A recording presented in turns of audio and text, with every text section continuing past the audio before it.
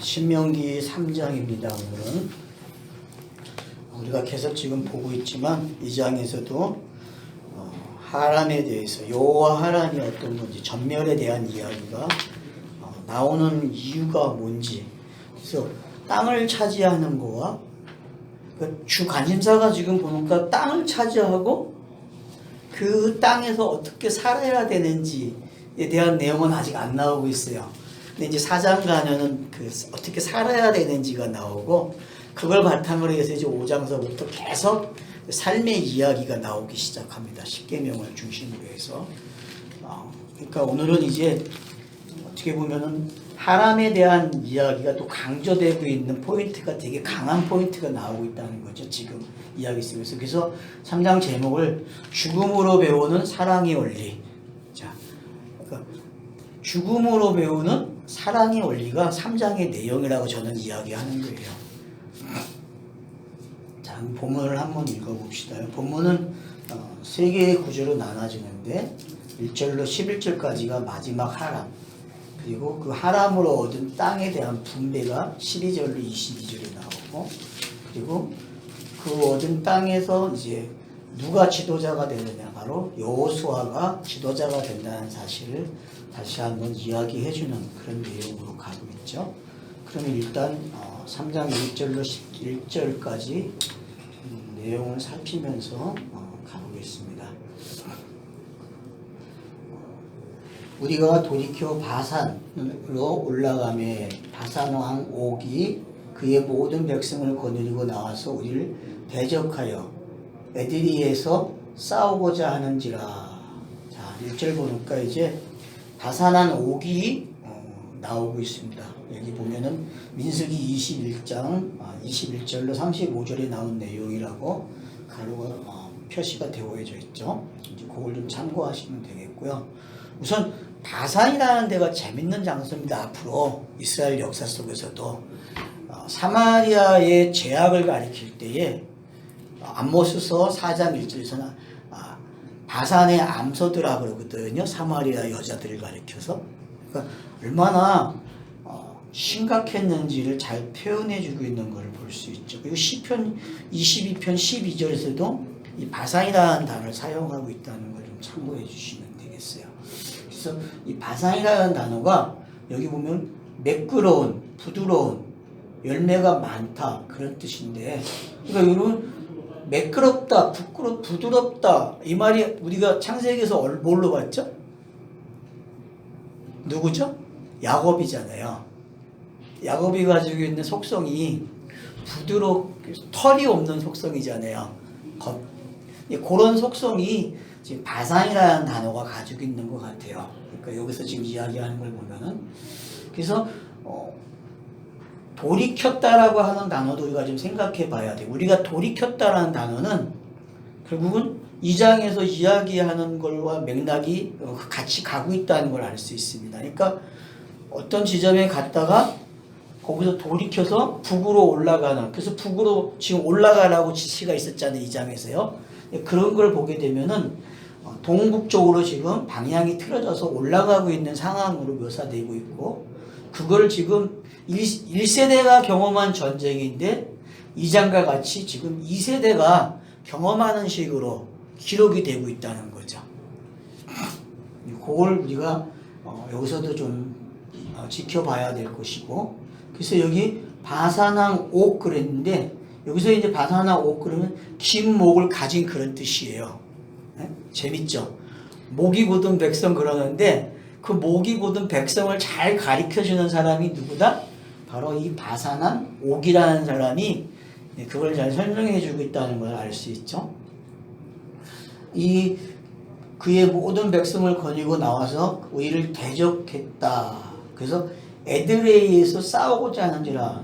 에드레이가 이제 능력에 대한 장소도 되고 좋은 복장이라는 장소도 되는데, 그러니까 모든 백성을 거느리고 나왔다는 것은 여기가 마지막 하람이라는 걸 알 수 있죠. 그죠? 그러니까 저와 여러분의 종착 지점이 이 땅에서 율법으로 끝내는 시간이 여기서 돼야 돼요. 여기서. 그러니까 이 지금 이 본문이 3장 1절로 11절에 있는 본문이 정말 나에게 마지막 전쟁인지를 한번 생각해야 돼요. 내 안에서 원수를 전멸하는 일이 그렇게 성경은 되기를 바라면서 기록이 되고 있다는 거죠. 물론 민수기의 사건이지만 신명기 2세대에게 신명기는 너희들이 좀 이렇게 성경을 읽으면 좋겠다. 지금 모세의 설교에 담긴 이 내용이 뭐냐면 너네들이 지금 이 말을 들으면서 좀 네 이야기가 되길 바란다라는 것. 그리고 이 바산한 옥이 딱 어떤 우리가 쳐서 죽여야 될 어떤 이웃 사람 나라로 볼 수 있지만 네 안에 있는 그 다른 것, 그것이 바로 지금 전멸되어야 한다는 것을, 그래서 아예 그냥 모든 걸 끄집어내겠다는 식으로 거기에 그가 모든 것을 가지고 나왔다라고 이야기하고 있는 거죠. 그래서 에드레이라는 장소에서 끝을 내자, 그런 이야기죠. 능력이 있는 장소에서. 자, 그래서 이제 2절에 보면 여호와께서 내게 이르시되 그를 두려워하지 말라. 자, 두려워하지 말라라고 이야기하는 게 어떤 건지는 우리가 이해하셔야 된다는 거죠. 자, 그런 면에서 두려워하지 말라라는 거는 정복할 때 가장 중요한 단어입니다. 우리가 출애굽기에서 24장에서도 보는 내용이었고, 그리고 계속 지도자들에게 요구하는 내용이 여호수아에게도 여호수아 1장에서 보면은 뭘 요구합니까? 두려워하지 말라. 담대하라. 그러니까 저와 여러분이 나와 내 원수를 전멸할 때, 내 안에 있는 원수를 전멸할 때에 그 크고 큰 성이고 큰 자손이에요. 아주 정말 상대할 수 없는 것이지만은 두려워하지 말라라고 표현되고 있다. 왜요? 이 전쟁은 누가 한다? 여호와가 하신다는 거죠. 성령이 하신다는 거죠. 그런 데서 두려워하지 말라라고 이야기가 계속 되고 있는 거죠. 내가 그와 너의 모든 백성과 그의 땅을 내 손에 넘겼으니, 자, 넘겼대요. 하지도 않았는데 전쟁을. 그러니까 성경의 기록 방식이 이렇다는 거죠. 이미 끝냈다? 끝냈으니까 네가 여기 한번 참여해봐. 맛을 좀 보라. 그렇게 기록된다는 거죠. 항상 성경의 기록은. 근데 성경의 기록은 신약이든 구약이든 끝냈다라고 기록을 해주고 나머지는 네가 그래 네가 이렇게 하면서 아 이런 거였구나 이런 거였네 확인을 시켜준다는 거죠.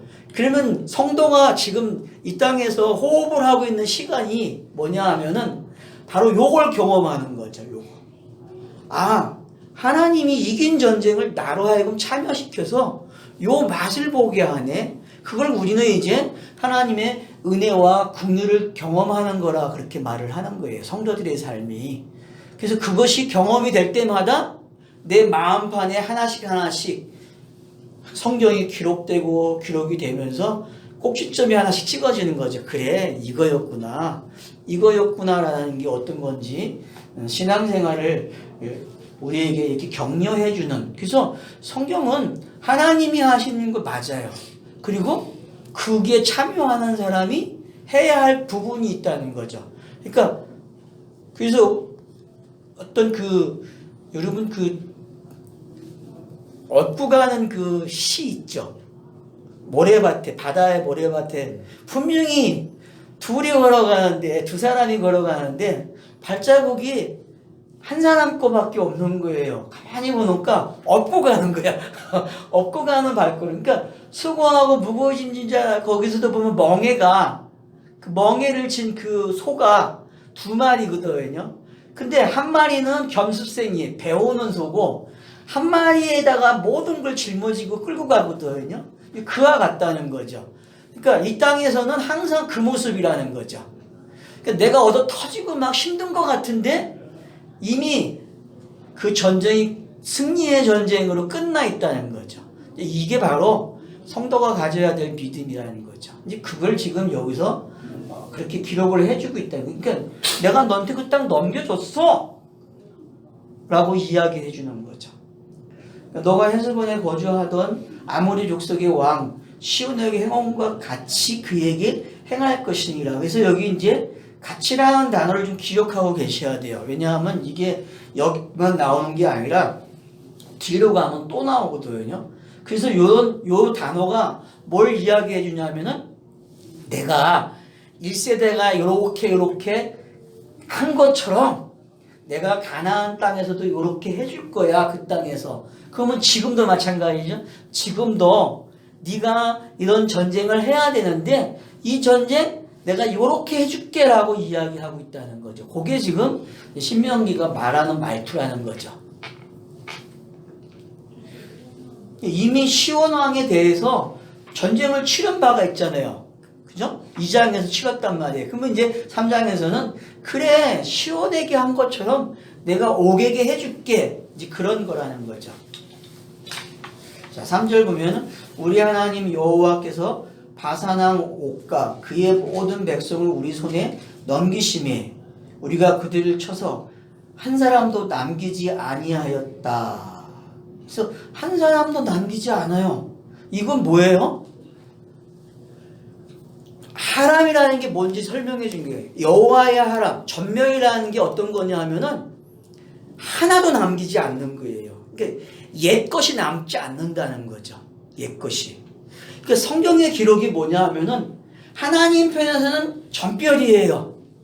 하나님의 시각에서는. 근데 땅에서 살아가고 있는 시선에서는 전멸이 없어요. 항상 남겨져 있어요. 그게 성경의 기록 방식이라는 거예요. 그래서 땅을 정복하는데 분명히 앞에 여호수아서도 정복할 때는 다 전멸했다 그래요. 근데 뒤에 가면은 땅을 분배하면서 뭐라고 기록하냐면은 남겨놨더라 이렇게 기록이 되는 거예요. 그러니까 시선을 우리가 생각할 줄 알았다는 거죠. 여호와의 관점에서는 전멸인데 요 땅의 시각에서는 남겨진 게 있다는 거예요. 그러면 그 남겨진 그 시간이 뭐냐면은 남겨놓은 이유가 뭐냐면 사사기의 설명이 너네들이 이 땅에서 여호와를 지식을 터득하는 시간, 여호와의 지식이 확인되는 시간이 있다는 거예요. 이 땅에서는. 그게 비밀이에요. 이 땅에서. 그거를 많은 사람들이 어떻게 보느냐에 따라서 견해가 차이가 나는 거거든요. 이 땅에서. 7날 정도로. 그렇죠. 예. 그 차서가 있다는 거죠. 결국은 성경이 여호와의 지식을 주는데 요거라고 한 번에 딱 주는 게 아니라 이렇게 분량을 나눠놓고 주고 있다는 거죠. 근데 항상 요 분량을 이야기하기 전에 이거야라고 선언을 하고 간다는 거예요. 이거야. 그게 이제 베리스트죠.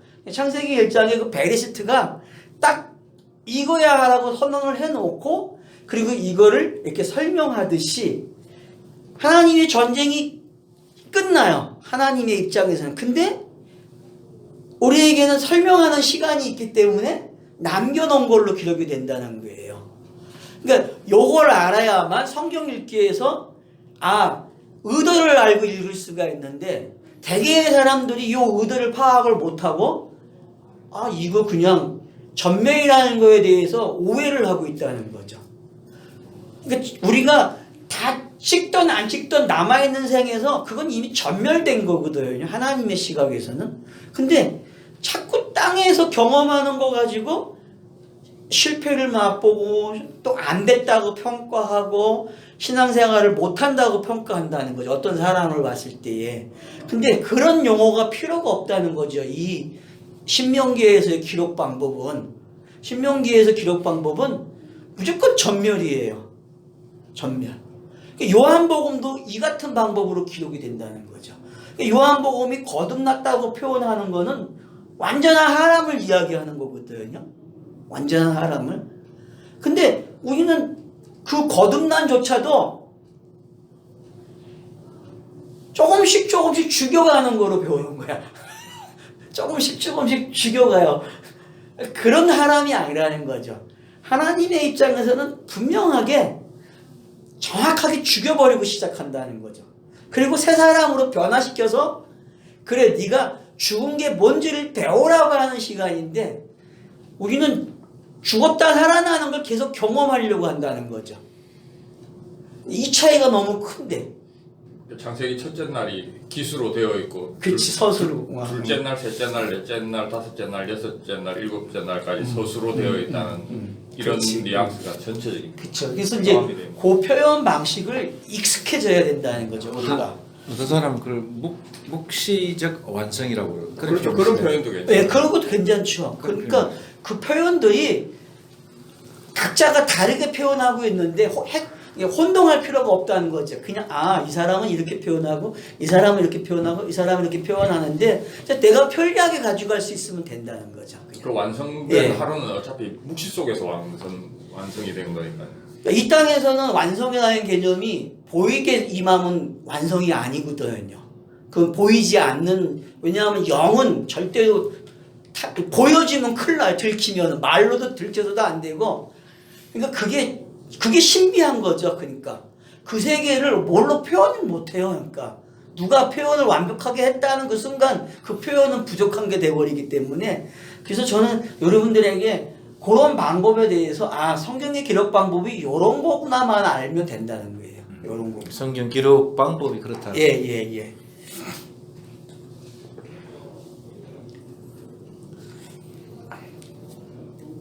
자, 그래서 이제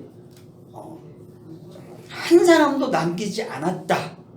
이게 이제 완전한 하람이 뭔지를 설명하고 있다. 그러면 이제 하람이 언제 일어났느냐? 그건 이제 각자만이 알 수 있는 시간이죠. 그죠? 어떤 사람에게는 한 번에 일어난 경험이 되는 사람도 있는가 하면은, 어떤 사람은 또 땅의 그 습관을 가지고 조금씩 데워지는 것처럼 고백하는 사람도 있을 것이고, 표현은 다 각각 다르겠죠. 그런 것들이. 4절 보면은 그때에 우리가 그들에게서 빼앗지 아니한 성읍이 하나도 없이 다 빼앗았는데 그 성읍이 60이니. 여기서 60이라는 단어를 참 재밌다는 거죠. 이 단어가 그냥 여섯째 날이거든요. 6이에요. 그냥 결국은 여섯째 날은 뭐 하는 날이에요? 하늘의 뜻이 완벽하게 설명되는 날이거든요. 이거야 나라고, 너네들이 하나님의 형상이 돼야 돼 라고 하는 완벽한 걸 주어지는 날이에요. 그러면은 뭐가 일어나는 거예요? 완벽한 하람이 일어나는 거죠. 짐승이 사람 되는 이야기가 되는 이야기죠. 결국 60이라는 숫자는 땅에서 전멸됐다는 거예요. 모든 것이.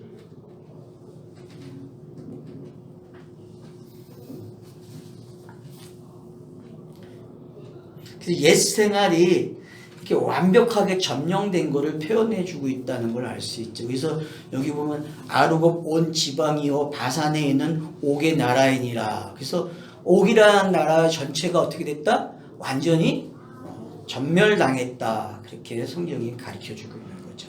그 모든 성읍이 높은 성벽을 둘러있고, 자 여기 이제 다시 한번 설명해주는 이유가 있다는 거죠. 5절부터는.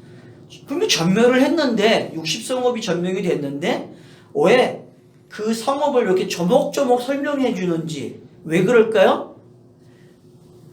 우리는 이렇게 아울러 한번 표현되면은 그 안에 있는 것들을 놓칠 때가 많아요. 근데 성경은 아울러서 한번 표현해 주고 그리고 부분 들어간다는 거죠. 그러면 보세요. 왜 베리스트라는 단어를 찍어 놓고 한날을 가지고 설명하는 이유가 바로 요 방법이라는 거죠. 분명히 전멸했어요. 근데 그 전멸된 곳을 다시 조목조목 설명하는 이유가 바로 내가 숨길 수가 없다는 거예요. 여기 내 옛사람이 결국은 완전히 전멸되는 게 요 방법이라는 거죠. 성경이 찾아낸다니까요. 하나하나를. 율법이 하는 일이 뭐예요? 정확하게 완전한 전멸을 시키기 위해서 잡아내요. 이렇게. 그게 지금 기록이 되는 거죠. 어떻게 잡아내는지를. 60이라는 성읍의 상태를 설명하는 거예요. 이거 완벽하게 잡아내는 걸 여러분이 이해를 하시면 돼요. 그래서 높은 성벽. 그러면은 이 성벽 처음으로 쌓은 사람이 가인이잖아요. 에녹성을 쌓잖아요. 그러니까 그 모든 것들 거기서 시작되고 있는 인간이 고장치잖아요. 성을 쌓는 거는요. 자신들이 자신을 보호하는 성벽 장치란 말이에요. 전쟁에서 쉽게 지지 않겠다는 거거든요. 그러면은 하나님의 하람이 뭐냐면 그래 니네들이 보호막을 친 거 어떻게 하겠다? 완전히 부숴버리겠다는 거죠.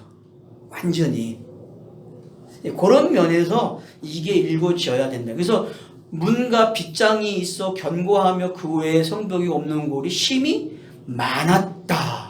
그러니까 여러분 성경에서 고대의 전쟁은 성문을 뺏으면 전쟁이 끝나는 거예요. 성문이 무너지면은. 그러니까 지금 성문이 어떻게 무너지는지를 설명함으로써 우리에게 전쟁은 이렇게 끝이 나라고 가르쳐 주는 거죠. 그러니까 빗장이 열렸다는 거 좀 우리가 잘 생각해야 된다는 거죠. 그러니까 지금 옛 사람이 옥죄어져 있던 것들 있잖아요. 이렇게 딱 나를 보호해주고 나로 신노릇하게 했던 그런 내용들이 전부 어떻게 됐어요? 이게 쫙 열려버리는 거죠. 열려버리면 어떻게 됩니까? 하나하나 주워내면 되는 거예요. 그러니까 여는 게 제일 중요하거든요. 여는 게. 근데 성벽이 분리를 시키는 역할을 하는 거거든요. 분리되어 있던 게 흘리는 거죠. 낮과 밤을 이렇게 가르고 있던 것이 없어지는 걸 표현하고 있는.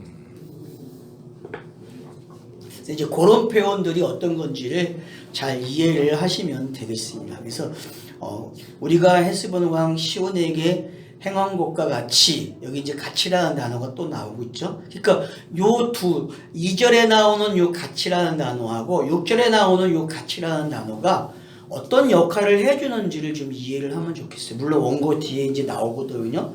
그래서 그 성읍들을 멸망시키되 각 성읍의 남녀와 유아를 멸망시켰으나 다만 모든 가축과 그 성읍들을 탈취한 것은 우리의 소유로 삼았으며, 자 어떤 곳에서는 유아와 여자를 남겨놓은 장소도 있어요. 어떤 곳에는 전멸을 시키고. 그러니까 우리가 꼭 읽으시면서 기억해야 할 게 뭐냐 하면은 하람이라는 거는 원래 전멸이에요. 남겨두면 안 돼요. 이 하람에서 실수한 데가 어디죠 여러분? 하람 전쟁에서 성경에 기록된 걸 몇 개가 있거든요. 아이성이 그 중에 하나죠. 그죠? 여호수아 시대에. 또 하나 여러분이 꺼지면 또 누가 있죠? 여부수죠? 그것도 물론 들어갈 수 있는데 그 부분은 좀 다르게 봐야 돼요. 여부수 쪽은. 자, 또 다른 게 뭐가 있죠? 여러분 사울 시대에 사울 왕이 아멜렉과의 전투에서 남겨놓잖아요. 하나님께 제사를 지내겠다고. 그런 부분들이 바로 하람에 대한 이해가 잘못됐다는 거죠. 이 사람들이. 그러니까 이 큰 예가 그 두 사건을 여러분이 꼭 기억을 하고 계시면 좋을 것 같아요. 근데 여기서 지금 전멸인데 왜? 전멸이 시켰다고 하잖아요. 그죠? 여아까지, 아이까지 죽이거든요. 근데 다른 데 가면 또 여자와 아이는 살리라 그래요. 그러면 이제 충돌되는 이야기잖아요. 이런 이야기들이. 근데 그것이 여러분들이 이제 잘 읽어내야 될 부분이라는 거죠. 그렇죠. 이거 두 가지로 이렇게 정해서 볼 수도 있는데 앞에 말씀한 거는 실수로서의 남겨놓지 말아야 할 것들을 표현하기 위해서 그런 거고 지금 여기 7절에 있는 문맥에서는 어떤 내용이냐면 그 그러니까 여자, 남녀, 유아 멸망해야 될 것들을 멸망시킨 것이 뒤에 그러니까 이렇게 멸망되어야 할 걸 멸망시킨 것이 노량물로서의 소유로 된 거예요. 왜냐하면 노량물이라는 거는 진리의 전쟁에서 이겨서 빼앗은 거잖아요. 그 빼앗은 결과가 노량물이라고 이제 표현하는 거잖아요. 그러면 창세기 14장에도 나오죠. 예, 그러면은 율법의 전쟁에서 율법을 다 죽였어요. 율법을 다 죽인 상태에서 그 율법을 노량물이라고 표현하면 그 율법은 진리가 되는 거예요. 우리가 가져야 될 소유잖아요.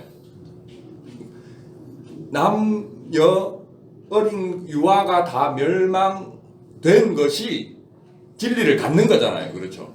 근데 그 중간 표현으로서의 이게 진리다라고 하면 이게 생뚱맞으니까 중간에 이제 다리를 하나 놓는 거예요. 중간적인 표현이 이것이 우리의 소유다라고 하는 거예요. 그러니까 율법을 없앤 것이 이게 그러니까 율법을 없앤 것이 남은 것이 노량물인데 이 노량물은 진리죠, 사실은. 진리인데 복음인데 그 중간적인 노량물이라 이렇게 하면 진리라는 그 표현보다는 조금 중간 단계에 있는 표현이죠. 사실은 진리라고 해도 되죠. 그러니까 율법이 사라지면은 뭐만 남아요? 진리만 남는 거니 그 표현이라 보시면 돼요. 그냥. 그러니까 예수가 자기 일을 다 하고 사라지면은 뭐만 남아요? 그리스도만 남는 거와 같은 거예요, 지금 이게. 그래서 다만 모든 가축과 그 성읍들을 탈취한 것은 우리의 소유로 삼았으며, 그래서 이제 시온 왕에게 멸망이라는 단어가 뭔지 우리가 배웠다면은 그래서 항상 전쟁에서는 뭐가 있어요? 빼앗아 오는 게 있잖아요. 남는 물건들이. 우리가 그걸 어디서 봤냐면은 창세기 14장에서도 봤고 디나 사건에서 봤잖아요. 디나 사건에서도 나머지 형제들이 노략질을 하잖아요. 10명의 형제들이. 그게 뭐냐 하면은 바로 금방 우리가 표현했던 율법이라는 게 일을 했어요. 그죠? 그래서 율법이 진노해가지고 다 죽이고 나면은 그것이 진리로 들켜진다는 거죠. 나온다는 거죠. 그게 뭐가 되는 거예요? 노량물이 되는 거예요. 성경에서는. 그러니까 중간 표현이니까 이렇게 표현해도 되겠네요. 이 성경이 문자적 성경이 변하지 않잖아요. 이렇게 우리가 지금 읽으면 다만 모든 가축과 그 성읍들에서 탈취한 것은 우리의 소유로 삼았으며 이렇게 이제 문자로 되어 있잖아요. 이것을 이 자체로만 보면 그거는 율법의 상태고 이걸 진리로 보면 이 성경이 노량물이 되는 거잖아요. 율법으로서가 아니라 내 거가 되는 거잖아요. 율법을 벗긴 내게 되는 거지. 진리에서 그 싸움에서 이긴 나의 소유가 되는 거잖아요. 근데 이걸 그냥 진리다라고 할 수는 없잖아요. 왜냐하면 율법의 시각을 이 7절을 읽는 것과 진리의 시각으로 소리내어 읽는 것은 결과는 보기에는 똑같잖아요. 그렇죠. 그러니까 이제 그런 견해의 차이가 이제 우리가 성경을 읽으시면서 왜 여기는 이렇게 기록이 되고 왜 여기는 이렇게 기록이 되지? 혼동하지 말라는 거예요. 신명기에서도 이게 또 반대로 또 나오거든요. 어린아이와 여아는 또 살리는 내용이 있어요. 신명기에서도. 그러니까 그런 거 나왔을 때 이제 헷갈릴 필요가 없다는 거예요. 그런 부분들이 나왔는데 이제는 이해가 돼야 된다는 거죠. 자, 그 다음 이제 보시면은 8절부터는 그 경계의 지역이 나오죠. 이름이 나오죠. 왜 이 경계가 나오겠어요? 땅의 경계가? 이건 이제 뒤에 나오면은 분배해줘야 되잖아요. 땅을. 두 지파 반에게.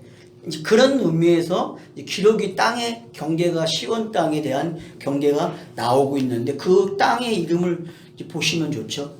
8절에. 그때 우리가 요단강 이쪽 땅을 아르논 골짜기에서부터 헤르몬 산까지 아모리 족속이 두 왕에게 빼앗았으니, 여기 이제 두 왕을 언급하죠. 아모리 족속에. 그럼 아모리 족속의 두 왕이 누구였다는 거예요? 바산왕 옥하고, 그 다음 또 누가 있었어요? 2장에서 시온이 있었죠. 그러니까 이 빼앗은 걸 이제 어떻게 한다고요? 근데 여기 보면은 골짜기라는 단어가 나오잖아요. 아르논 골짜기. 표효하는 시냇물이라고 했잖아요. 이거 표효하는 시냇물이면 어떤 표현이에요? 울부짖고 있는 좀 아주 우렁찬 힘이 센 그런 소리잖아요. 이게 짐승 중에서도 표효한다는 쓰면 사자 정도 돼야만 우리가 표효한다는 표현을 쓰잖아요. 그러니까 그 정도 되는 그런 골짜기를 정복했다는 거예요. 그것을. 그러니까 강을 건너가는 게 어떤 건지 알겠죠. 그래서 골짜기라는 단어가 나오면은 강을 건너가는 거하고 똑같다는 개념으로 가지라고 2장에서 우리가 살펴봤잖아요.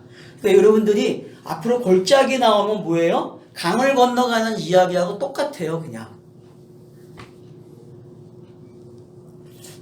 그래서 그 다음에 헤르몬이라 했는데 헤르몬은 뭐예요? 거룩한 산까지.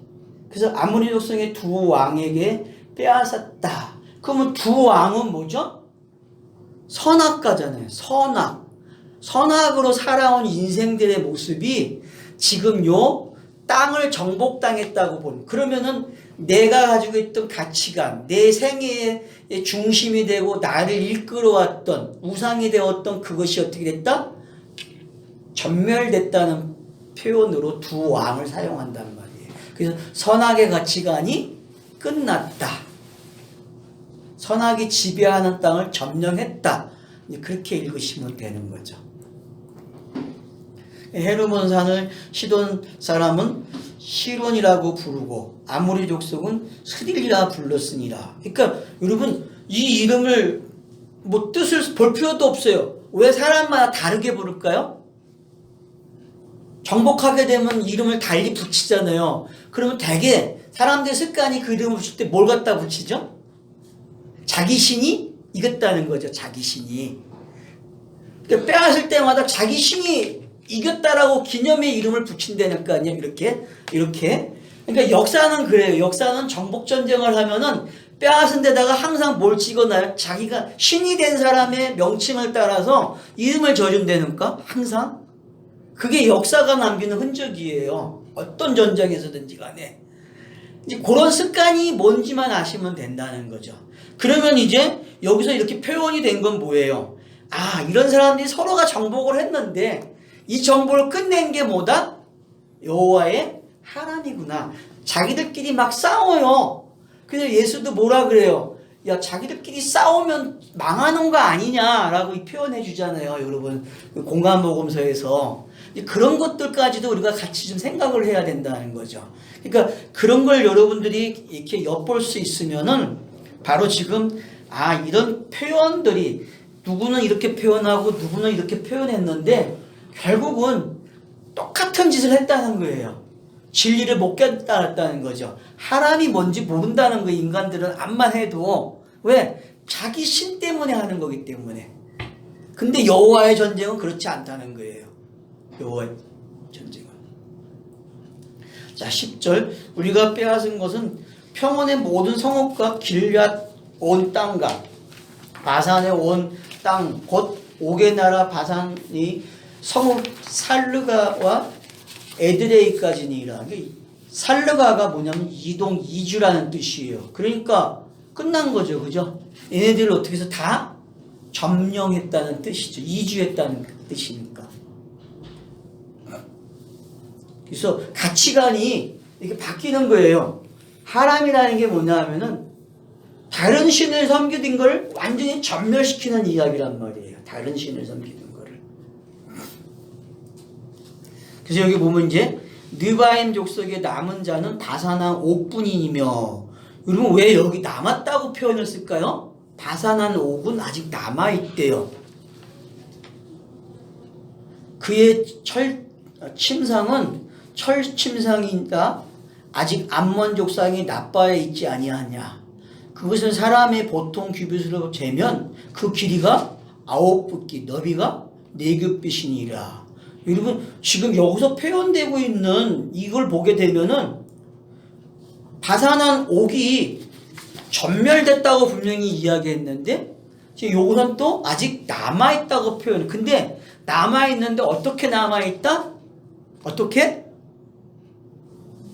침대로 표현이 되는 거예요. 침대로. 근데 그 침대가 되게 재밌는 게 사와 구로 표현이 돼요. 사와 구로. 사와 구로 표현되면은 무슨 장소냐면은 침대는 누워있는 곳이잖아요. 그러면 뭐예요? 죽어있는 것을 상징하고 있는 거죠, 지금. 바산한 왕 옥은 지금 남아있지만, 가나안 사람들이 남아있는 것처럼 보이지만, 이미 너네가 이 정복전쟁을 통해서 배워야 할 게 뭐다? 전쟁이 끝났다는 걸 배워야 된다는 거죠. 끝났다. 그래서 이 바산한 옥이 남았다고 표현되고 철 침상이 나오는 거는 뭐다? 아람 여기에 표현되는 이 암몬 족속이 나빠에 있지 아니하냐. 그것을 사람이 보통 규빗을 보면 재면 그 길이가 9규빗이요 너비가 4규빗이라. 그래서 9규빗 넓이와 이게 어떤 건지 아시게 되면은 결국 가나안 땅의 평수가 어떻게 됐다는 거예요? 침대라는 거예요. 그냥. 이게 제가 이 9이라는 이 숫자가 그 찍어보면 창세기에 우린 창세기 공부했잖아요. 창세기에 한 10번 정도 나오나? 9번, 10번 정도. 19세에서 나오지, 그지? 그러니까 다 어디에 쓰였냐면 나이를 표현할 때 쓰였거든요. 9이라는 이 숫자가 전부 다 나이를 표현할 때 쓰였거든요. 그러니까 900 몇 살 이러면은 저희가 그때 생각했던 것이 그러니까 1000, 하늘의 숫자 1000이 되지 못한 상태를 9로 표현한단 말입니다.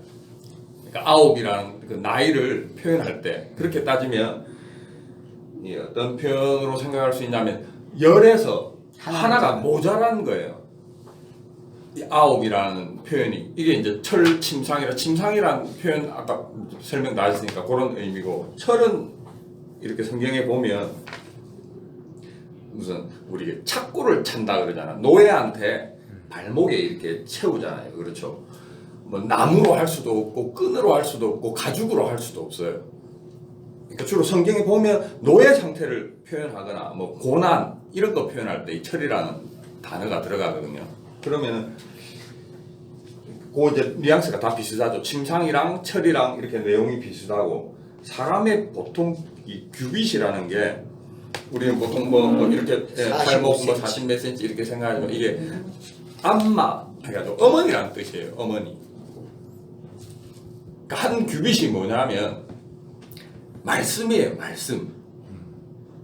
그러니까 성전을 짓거나 뭐 방주를 지을 때 몇 규빗 지어라 몇 규빗 지어라 하는 거는 이게 말씀을 뜻하는 거거든요. 그러면 그 여기에 사람의 보통 규빗 사람 앞에 보면 그 남편을 뜻하는 남자를 뜻하는 이샤 그리고 안마 이렇게 돼 있거든요.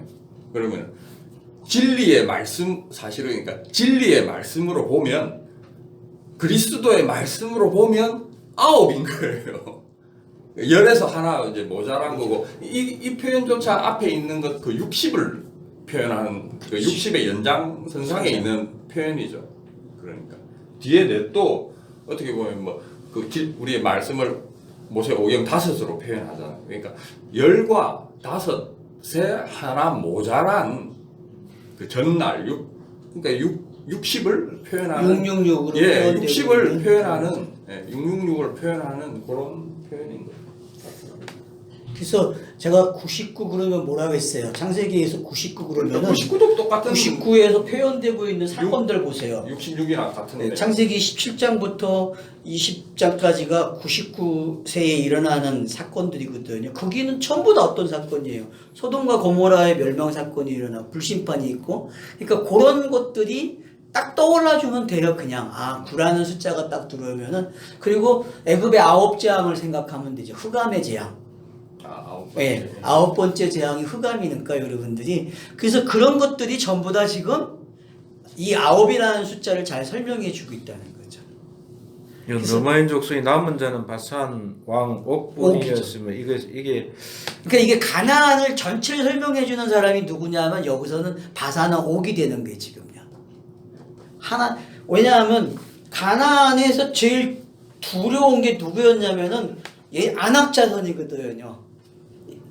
민수기 가서 보고서 보고 열두정탐꾼이 보고할 때 제일 무서운 표현이 뭐냐면은 안악자손이 있고 성이 크더라.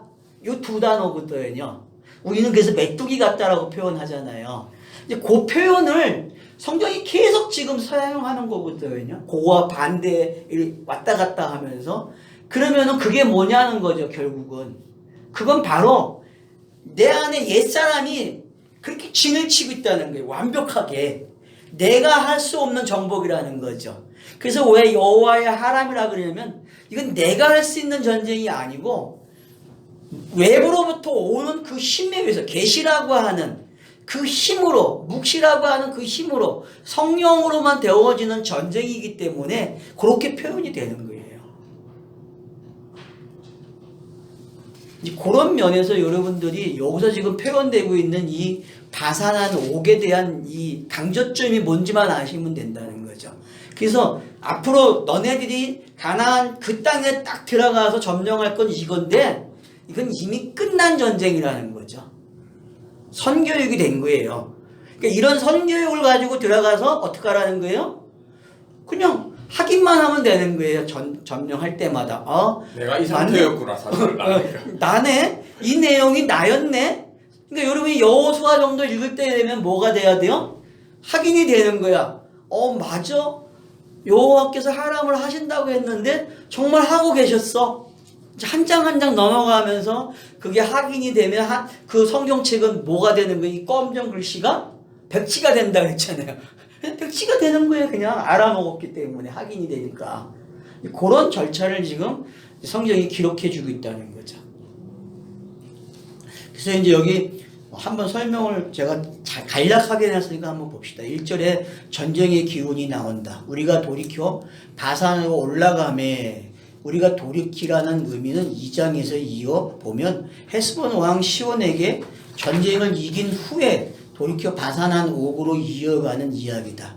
신명기의 저작 의도는 민수기와 다르다는 것은 1장, 2장에서 우리는 이미 확인을 했습니다. 특히 2장은 기록 방식이 이미 가나안 땅을 정복한 것처럼 기록했다. 맞죠? 그러니까 2장에서 우리가 경험한 게 뭐냐면 가나안 땅을 이미 점령한 것 같이 그랬다는 거죠. 그래서 가치라는 단어가 2절과 6절에서 나오죠. 자, 그래서 내가 헤스본 거주했던 아모리 족속의 왕 시온에게 행한 것 같이 그에게도 행할 것이라. 또 6절에서도 우리가 헤스본 왕 시온에게 행한 것 같이 그 성읍을 멸망시키되. 전쟁은 여호와의 전쟁이다.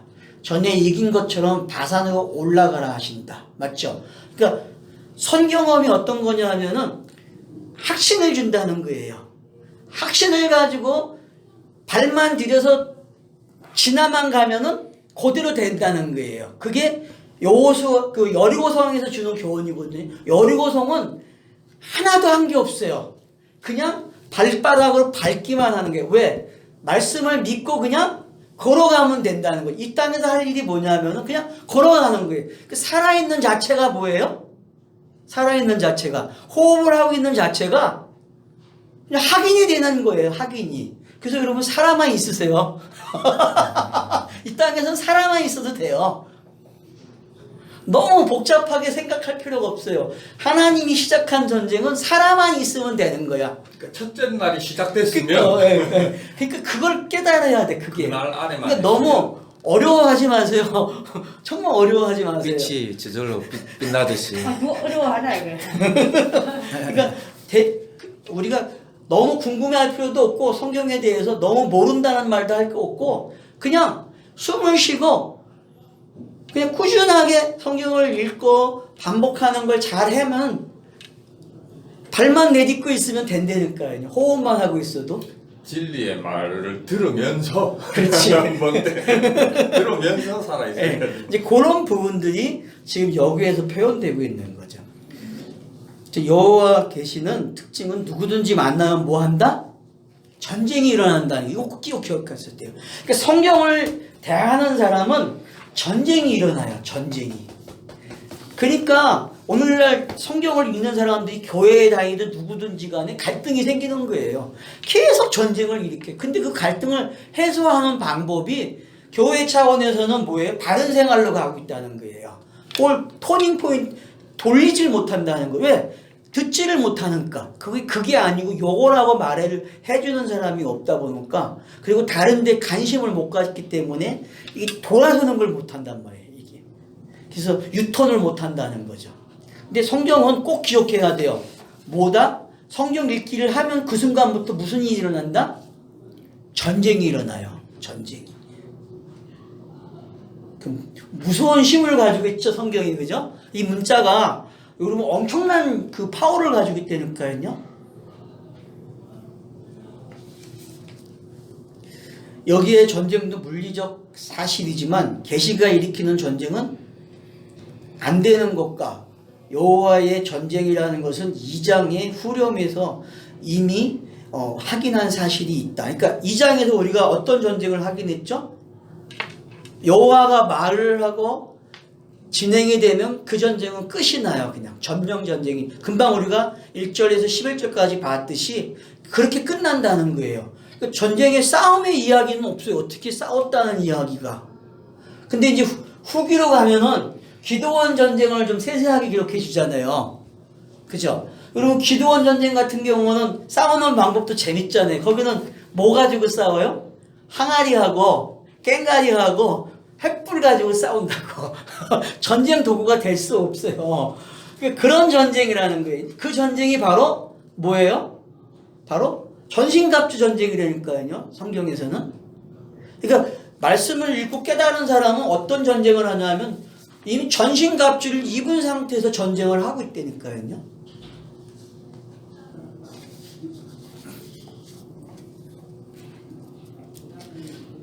그래서 우리는 본 단락을 마지막 하람이라 했다.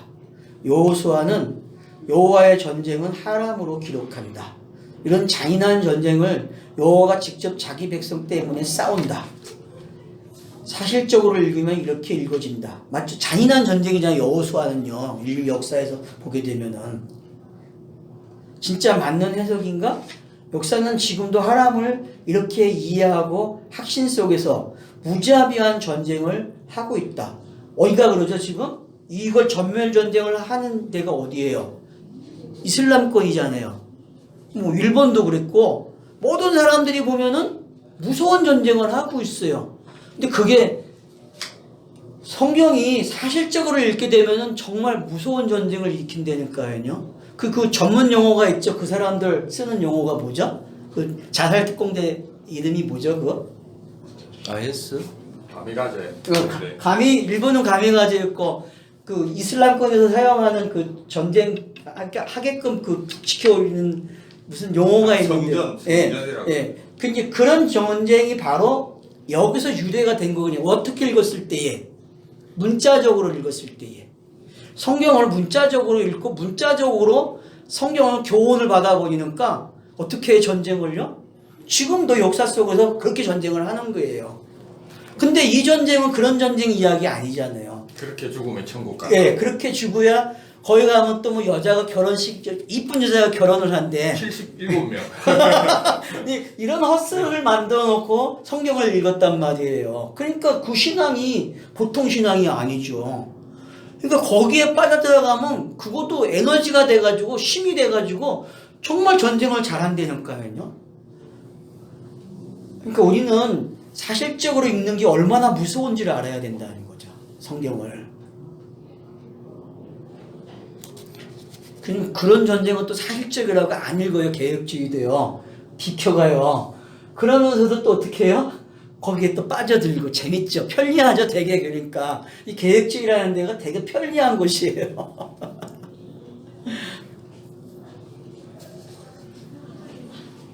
자, 여호와의 계시는 마지막 전쟁이다. 이 계시를 대면하는 사람은 누구나 하람을 피할 수 없다. 이걸 기억하셔야 돼요. 그러니까 성경을 대하는 태도가 이제 바뀌어야 돼요. 알았죠? 성경은 딱 띄는 순간 내가 읽기 시작하면 어떤 일이 일어난다? 어떤 일이요? 전멸전쟁이 일어나는 거예요. 나를 죽이겠다 그러거든요. 성경 함부로 배우면 안 되겠네. 그러니까 율법이 하는 일이 그거예요, 여러분. 율법이. 그러니까 우리가 죄액삭슨 사망이라는 말을 너무 의미가 깊지가 못해. 너무 그냥 울포만 되지 그게 뭔지를 몰라요. 근데 여호수아서나 지금 이런 본문들을 읽으면서 빨리 그 말을 깨달아야 된다는 거죠. 사도 바울이 표현한 죄액삭슨 사망이라는 단어가 어떤 건지 알아야 된다는 거죠. 좀 구체화시켜서. 그래서 2절에서 여호와께서 내게 이르시되 그를 두려워하지 말라. 내가 그와 그의 모든 백성과 그의 땅을 내 손에 넘겼으니 하신다. 이미 경험한 여호와의 전쟁이 여호와의 믿음으로 또 시작된다. 그러니까 여호와의 믿음으로 참여하는 거예요. 알았죠? 내 믿음이 아니라는 거예요. 그러니까 여길지어다라는 단어가 내 믿음이 아니고 누구의 믿음이다? 여호와의 믿음이라는 걸 이렇게 알아야 된다는 거죠. 여호와의 믿음. 이 전쟁이 너의 전쟁이 되라. 모세는 기록하는 것이다. 그러니까 신명기를 대할 때 저거는 저 역사 속에 있는 전쟁이야 이렇게 읽으면 안 되고 나의 전쟁이 돼야 된다는 거죠. 나.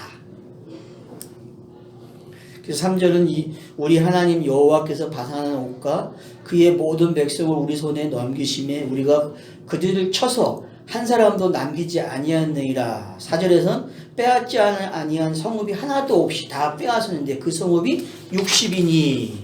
자, 또 10절에서는 우리가 빼앗은 것은 평원의 모든 성읍과 길르앗 온 땅과 바산의 온 땅 곧 옥이 나라라. 바산의 성읍을 살르가와 에드레이까지니라. 이런 게 여호와의 하람 정복이다. 그러니까 여호와의 하람 정복은 이게 문자로 기록이 됐지만은 실제 이게 며칠 전쟁인지 여러분 생각할 수 있겠어요? 민수기 21장에서 기록된 게 여러분 며칠 전쟁 같아요? 그 넓은 땅을 차지할 때에 상당히 긴 시간이었을 것 같아요. 근데 그 땅을 그냥 한 단어로 한 줄에서 끝나는 거예요. 그냥 한 줄에 끝내버리고. 그러면 우리가 생각하는 평생에 살아가는 나이가 뭐 요즘 100세 시대라 가니까 그리고 100세가 긴 것 같죠? 성경에서는 그걸 한 단어로 끝낸다니까요. 한 단어로 그냥. 그래서 그날 이러면서 하루 그날 이러면서. 그러니까 그게 얼마나 재밌는 표현인지 아시게 되면은 우리가 성경 읽기가 되게 편해진다는 거예요. 자, 요한계시록도 이와 같은 내용이다. 그러니까 여러분 왜 성경이 하람으로 시작해서 하람으로 끝나는지를 아셔야 돼요. 그러니까 계시라는 게 딱 던져지면 순간 여호와의 말이 딱 떨어져서 내게 들리는 순간 하람이 일어나요. 왜? 내가 잘못 본 것들을 교정하는 걸 하람이라고 그러거든요. 그죠? 내가 이 지식을 잘못 터득한 것들 있잖아요. 내 마음대로 터득한 것들. 그걸 다 뭐라 그래요? 성경은 하람으로 없앴다는 얘기예요. 요한계시록은 특별히 더 그러죠. 왜냐하면 사람이 살아온 것들을 흔적을 어떻게 해요? 7인, 7 나팔, 7 대접을 통해서 완전히 뭐해요? 싹 제거해버린 거예요. 옛사람, 옛것들. 옛 것들하고 생각되는 모든 것들을 전멸하는 게 요한계시록이에요. 지금 표현하신 거 12절, 13절, 14절에 그대로 나옵니다. 내용이 이 내용이에요. 일단 말씀드리려고. 그래서 이제 그런 부분들을 좀 이해를 해 주시면 좋겠어요. 그래서 여기 하람이 2번 나온다는 걸 꼭 기억하시라는 거예요. 1절로 11절의 그 사이 속에서 하람이라는 단어가 2번 나와요. 전멸이라는 단어가. 자, 바산에서 남겨진 전리품을 보라. 자, 7절 3페이지입니다. 다만 모든 가축과 그 성읍을 탈취한 것은 우리 소유로 삼았으며. 이미 창세기에서 3번 나오고 있다. 창세기에 3번 나오고 있대. 어디죠? 전리품 얻은 데가? 자, 아까 제가 2군데만 이야기했는데 또 어디 있죠? 자, 14장에 한번 전리품 가지고 나오는 게 나반에게 나오는 것도 전리품 가지고 나오는 거로 보면 되겠네요. 그죠? 가만 있어봐. 14장. 네, 그렇게 이해를 하셔도 되겠어요. 그 다음, 성경은, 그 다음, 애굽에서 나오면서 전리품을 가지고 나와 성막 제장에 사용된다. 목자만 가질 수 있는 전리품은 47장에 보면 여러분, 이 이스라엘 백성의 직업이 뭐라 그러죠? 47장에서? 47장에서 말하는 직업은 뭐예요? 목자, 가축.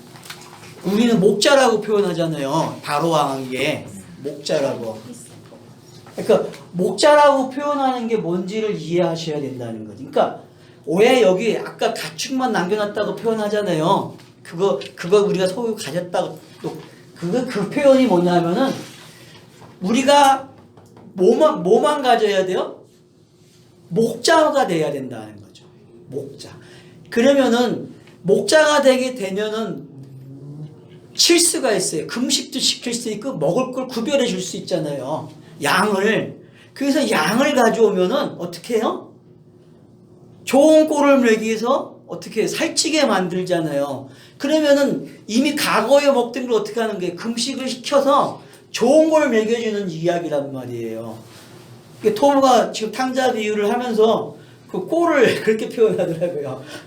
그 탕자가 땅에 내려와서 그 쥐염 열매 먹고 하는 이야기가 저희 1년 반 전에 그 낙지집에서 밥 먹으면서 제가 탕자 얘기 1분 만에 한 거 기억나십니까?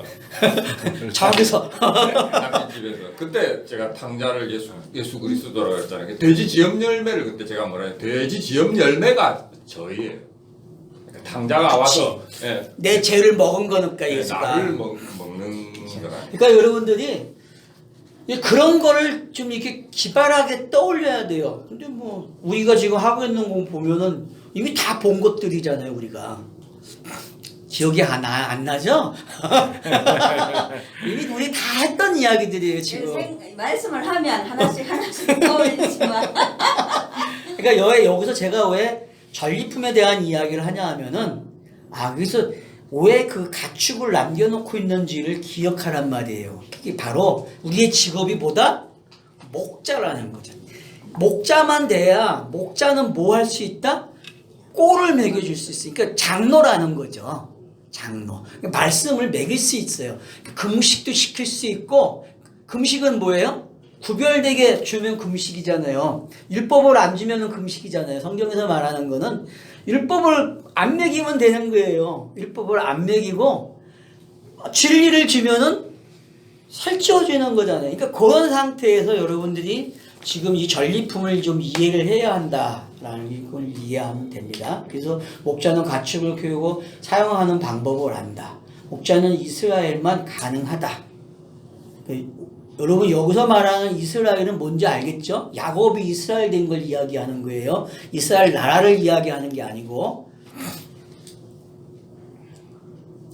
이스라엘은 하늘의 말과 땅의 말을 알아 해석할 수 있는 사람이다. 여기 설명을 해놨죠? 그러니까 이스라엘 그러면은 꼭 아셔야 될 게 뭐다? 땅의 말도 알고 하늘의 말도 알아요. 자, 율법을 안다는 게, 야곱이 율법 알았지? 어떻게 배웠어요? 자, 에서에게 배웠어요. 그죠? 아버지에게 축복받을 때도 배웠어요. 그리고 나반의 집에서도 배웠어요. 율법을 참 많이 배웠어요. 긴 시간 동안. 몇 년이에요, 그게? 20년을 배웠어요, 여러분. 20년. 율법을 배우는 시간이. 그리고 약복강을 통해서 넘어오면서 그것들이 다 진리로 바뀌잖아요. 그 내용이. 그러면서 진리된 이스라엘을 확인시켜주는 내용이 어디까지 나왔어요? 죽을 때까지 나오는 거예요. 50장까지요. 누구를 통해서도 나와요? 요셉을 통해서도 나오고 그 아들들의 이야기를 통해서도 이스라엘이 뭔지 설명을 또 한단 말이에요. 그런 가정들이 바로 우리에게 지금 성경 읽기에서 똑같이 적용이 되고 있다는 거죠. 그래서 여러분들이 어떤 단어가 어떻게 나올 때 그걸 잘 사용하면 좋을 것 같아요. 자, 11절 느바인.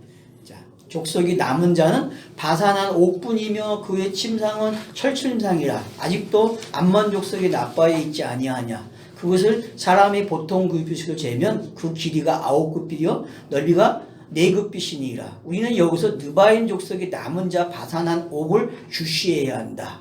왜냐하면 요게 이제 창세기부터 시작이 되는 거예요. 아브라함 언약에서부터. 그러니까 요 단어는 뭘 상기시켜 주는 거예요? 아브라함의 언약, 창세기 15장을 기억하면서 읽으라는 거예요. 요 단어가 나오면은. 알겠죠? 그러니까 땅의 지도를 주잖아요. 아브라함에게. 요렇게 이렇게 정복을 할 거다라고 한 그 지도가 처음 나온 데가 창세기 15장이란 말이에요. 처음 나온 데가. 정확하게 주어지는 정보가.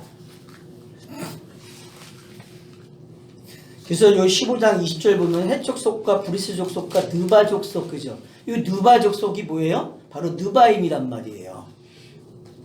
그리고 신명기 2장 11절 그들을 아낙 족속과 같이 느바임이라 칭하였으니. 그러니까 가나안 족속의 실패는 뭐라 하겠어요? 1차가 점탕하고 실패한 게 안악이라는 것 때문에 실패하잖아요. 안악. 그러니까 느바임 그러면 우리가 꼭 기억하고 있어야 된다는 거죠. 아, 거기 그 땅은 누가 살고 있다? 큰 성이 있고 견고한 성이 있고 안악이 있다. 이걸 알아야만 내 안에 있는 게 옛사람이 뭔지 안단 말이에요. 선악과로 보고 있는 그 가치관이 어떤 건지 결국은 내가 해서 넘어뜨리고 내가 해서 정복할 수 있는 것이 아니라는 거예요. 그러니까 계시라는 게 와야만 된단 말이에요. 계시라는 게. 성령이 오셔야만 전쟁이 끝나는 전쟁이 되지 내가 일으켜서 나는 맨날 패배한다니까요. 그러니까 오늘날 교회가 하고 있는 건 뭐예요? 전부 다 패배예요. 그냥 패배.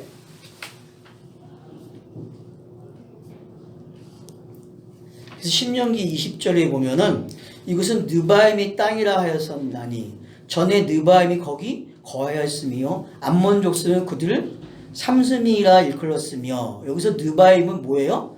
망령, 유령이라는 뜻을 단어가 뜻이 그렇게 있단 말이에요. 죽음을 상기시키는 곳이에요. 그러니까 뭐와 같아요? 혼돈과 공허, 어둠 이런 단어예요. 느바임이요. 그런 단어를 지금 성경이 가지고 뭘 하고 있다? 설명해 주는 거예요. 너는 시작이 뭐다?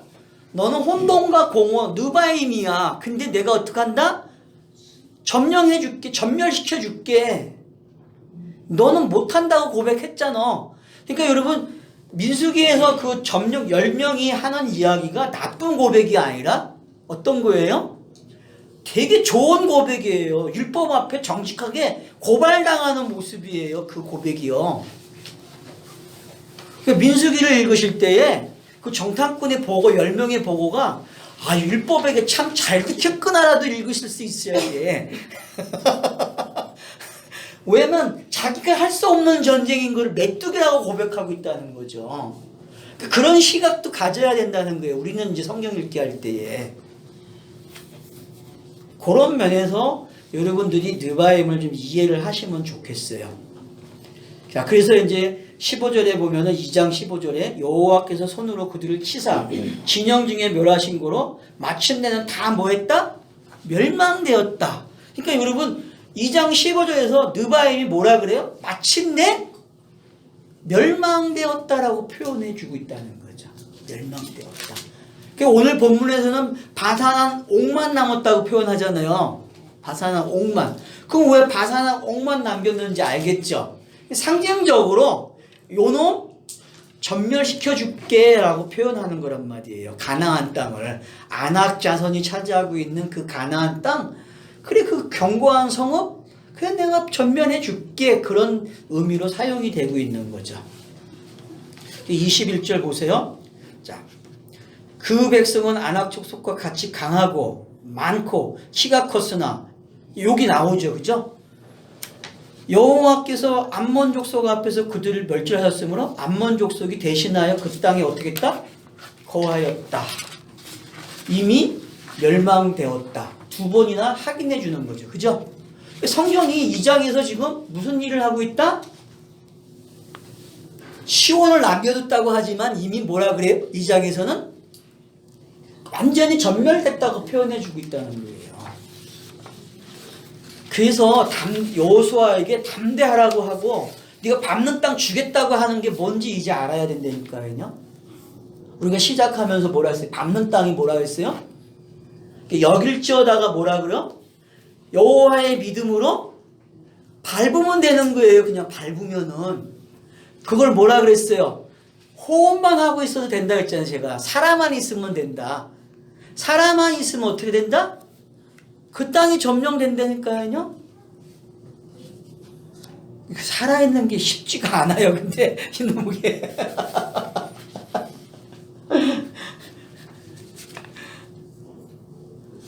그래서 이제 그런 부분들을 좀 잘 기억을 하시면서 그러면 왜 남아있다고 하는가? 가나안에 있는 거인 족속인 안악 자손을 보게 하는 건가? 남아있는 모습이 철침대의 크기를 강조한다. 거인이라는 것과 큰 침대, 이 침대는 간입니다.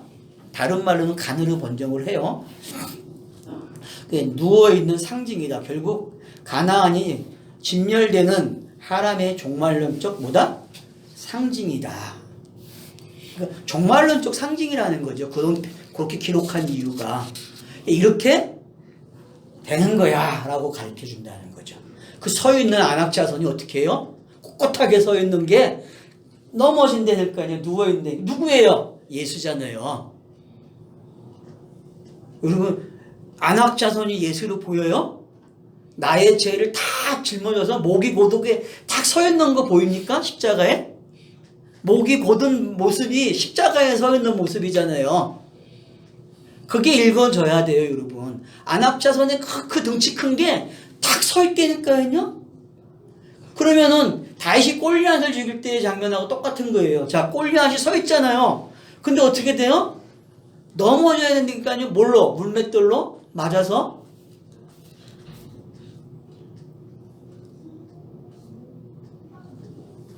그런 것들이 지금 여기에 다 담겨 있다는 거죠.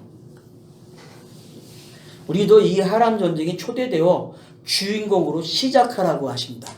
자, 시작하셨죠? 아멘들을 하네. 이런 건 아멘 해야 돼. 그래도 안 하네. 아멘. 그래서 이제 시편 44편 5절 보면 우리가 주를 의지하여 우리 대적을 누르고 우리를 치러 일어나는 자를 주의 이름으로 어떻게 해라? 밟으리라. 얼마나 기가 막힌 구절이에요, 여러분. 그리고 로마서 8장 34절 누가 정죄하리요? 죽으실 뿐만 아니라 다시 살아나신 이는 그리스도니 예수시니 그는 하나님 우편에 계신 자여 우리를 위하여 간구하시는 자니라. 이런 표현들이라는 거죠. 그 침대가 어떤 건지 알겠죠? 자, 요한 1서 5장 4절로 6절 무릇 하나님께서부터 난 자마다 세상을 이기느니라. 세상을 이기는 승리는 이것이니 우리의 믿음이니라. 예수께서 하나님의 아들심을 믿는 자가 아니면 세상을 이기는 자가 누구냐? 이는 물과 피로 임하신 이시니 곧 예수 그리스도시니라. 물로만 아니요 물과 피로 임하셨고 증언하는 이는 성령이시니 성령은 진리니라. 그러니까 여러분 요한일서 이 5장에 있는 요 말씀을 잘 사겨 잡수셔야 돼요. 이게 뭔지. 그러니까 물과 피는 뭐예요? 예수가 오는 모습이죠. 물과 피는 예수가 오는 모습이에요. 그래서 십자가에 서야 돼요. 그러면 이 선 모습은 뭐예요? 시온 왕이 누워있게 되는 모습이에요. 이게요. 서야 될 이유가, 그러니까 율법의 요구는 뭐예요? 율법의 요구가 결국은 율법에 걸려서 넘어지는 사람들을 죽이는데, 그러면은 그 제사함을 주기 위해서는 아들이 와야 돼. 죄 없는 땅에서, 그러니까 땅의 죄는 뭐라고 했어요? 여호와의 지식이 없는 게 죄라고 했잖아요. 그럼 여호와의 지식이 충만한 사람이 오면은 그게 아들이잖아요. 그 아들이 와가지고 어떻게 해요? 이 사람들의 무지를 다 가져가는 거예요. 무지를 다 가져가서 스타로스에서 딱 세워지면은, 그리고 부러지면 어떻게 돼요? 무덤에 들어가면은 이 사람들이 전부 다 함께 세례받고 함께 살아나는 이야기로 가는 이야기죠. 그 이야기가 지금 요 안에 1절로 11절 안에 다 들어있다는 거예요. 그래서 이제 갈라디아서 2장 20절이 그렇게 표현을 하는 거죠. 내가 그리스도와 함께 십자가에 못 박혔나니 그런즉 이제는 내가 사는 것이 아니요 오직 내 안에 그리스도께서 사시는 것이라. 이제 내가 육체 가운데 사는 것은 나를 사랑하사 나를 위하여 자기 자신을 버리신 하나님의 아들을 믿는 믿음 안에서 사는 것이니. 그러니까 여기 육체라는 단어가 좀 지워버리세요. 육체가 아니죠. 우리가 어떻게 살아요? 성령 안에서 사는데 무슨 육체 안에 살아요. 그러니까 번역이 좀 그러니까 이걸 이해를 잘못한 거죠. 육체가 아니죠. 우리가 육체 안에 사는 것 같이 보이죠. 근데 여러분 이건 육체로 이해하시면 안 돼요.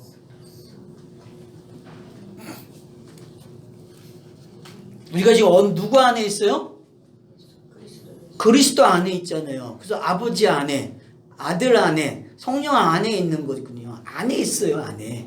이건 그 소마 모밀 가능성이 그치. 있겠네요. 그치. 네, 확실히는 모르겠지만 그냥. 그러니까 여러분들이 그거는 좀 참고를 하세요. 요거는 그래서 그렇게 이해를 하시게 되면은 내가 없어졌다는 게 어떤 건지 알게 되고 결국은 내가 살아온 선악관이 어떻게 했다? 사라졌다는 거죠. 죽었다는 게. 그죠? 내가 살아온 가치관, 선악관이 무너지고 율법이 무너지고 그리스도로 넘어오는 이야기. 그래서 이제는 뭘로만 산다? 그리스도로만 산다라는 표현이죠. 그러니까 여러분 지금 이 5개 전쟁에서 하셔야 할 일이 뭐다? 여호와의 하람은 어디까지 온다? 네가 그리스도로 사는 거야 라고 표현해 주는 거죠. 저와 여러분은 뭘로 살아야 돼요? 그리스도로 살아야 돼요. 그리스도로. 그래서 땅을 분배받는 거예요. 이런 사람은 뭘 가져요? 상급이? 땅을 받는 거예요. 땅을.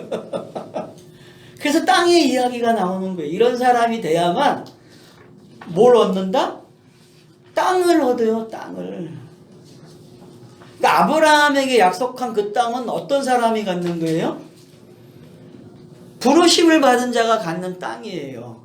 그래서 아브라함의 여정속이 뭐예요? 그 역일조달 가지고 확인을 하는 거예요. 쫙 확인을 하니까 어떻게 돼요? 그 땅 같잖아요. 그죠? 그래서 그 땅이 누구였어요?